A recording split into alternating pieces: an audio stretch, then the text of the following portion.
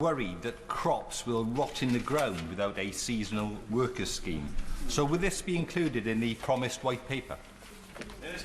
Well, the honourable gentleman makes another important point. The farming industry is reliant to a certain extent upon seasonal agricultural workers. There was, as he knows, a seasonal agricultural workers scheme which existed until fairly recently, and that is one of the models that the government is giving consideration to.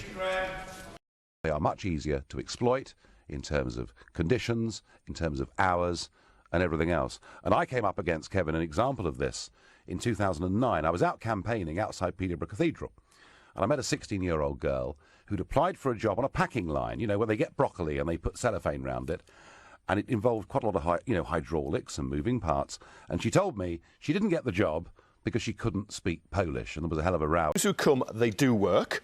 If you can go shopping, if it wasn't for actual migrant labour coming in, you wouldn't get any meat because they've taken over the meat packing industry. Yes, they have. They do the dirty job. You're not telling me that before 2004 that the cabbages were rotting in the fields and nothing was happening. You wouldn't get people picking crops in the same way. That's why you have the casual scheme. Are you happy for unskilled young British people to be forced out of work because big Lithuanian gangs now pick all the vegetables? Is that good for our country? If you phrase it, if you phrase it like that, no. And isn't it remarkably racist to say that we need people to come to the country to do the jobs we can't be bothered doing ourselves? Well, I'm perfectly capable of cleaning my own toilet. I don't need somebody from the Czech Republic to do that for me.